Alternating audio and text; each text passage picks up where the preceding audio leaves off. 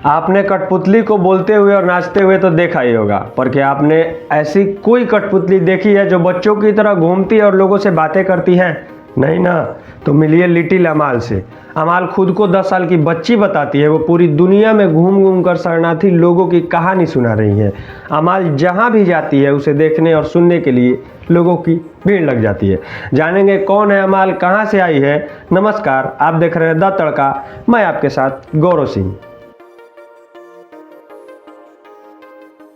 दरअसल अमाल एक 12 फीट लंबी कठपुतली है, लेकिन इसे एक खास मकसद के लिए बनाया गया है। अमाल को दुनिया के सामने 10 साल की सीरियन शरणार्थी के तौर पर पेश किया गया है, जो लोगों को शरणार्थी बच्चों के जीवन की कहानियां बताती है। वो उन बच्चों का दर्द बयां करते हैं जिन्हें अपना घर छोड़कर दूसरी जगह शरण लेनी पड़ती है, जिन्हें अपनी सुरक्षा के लिए मीलों का सफ़र तय करना पड़ता है, जिनकी मूलभूत ज़रूरतें भी मुश्किलों से पूरी हो पाती है। अमाल अब तक यूरोप सहित पूरी दुनिया में लगभग 5000 मील का सफ़र तय कर चुकी है। इसी कड़ी में अब वो न्यूयॉर्क सिटी पहुंची है और वहां के लोगों को शरणार्थी बच्चों की दुर्दशा के बारे में जागरूक कर रही हैं। वे आने वाले दिनों 17 दिनों तक बच्चों, कलाकारों और समुदाय के नेताओं के साथ सभी 5 नगरों का दौरा करेगी। अमाल कहानी के जरिए लोगों को खुद के बारे में और उस जैसे बच्चों के बारे में बताती हैं जो किसी अपने की तलाश में है। उसकी कहानी सुनने के बाद लोग खुद को रोने से भी नहीं रोक पाते हैं। अमाल एक अंतर्राष्ट्रीय प्रोजेक्ट द वर्क के तहत बनाई गई। पिछले साल अक्टूबर में ये ब्रिटेन पहुंची थी। अमाल ने अपना ये सफ़र 27 जुलाई से तुर्की से शुरू किया था।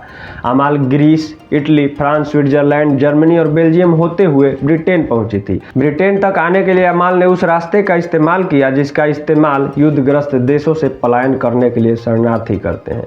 आयोजकों का मानना है कि इससे लोगों को अमाल से सहानुभूति होती है और उसकी कहानी शरणार्थी के दुख की कल्पना करते हैं। अब जानेंगे कि अमाल को बनाया कैसे गया है।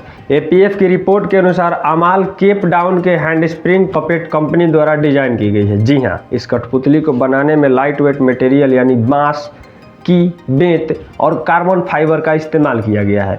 ऐसा इसलिए ताकि इसे किसी भी सिचुएशन में आसानी से लंबे समय तक ऑपरेट किया जा सके। अमाल की तरफ पहले भी कठपुतलियों को कहानियों को सुनाने के लिए और सोशल मैसेज देने के लिए इस्तेमाल किया जाता था।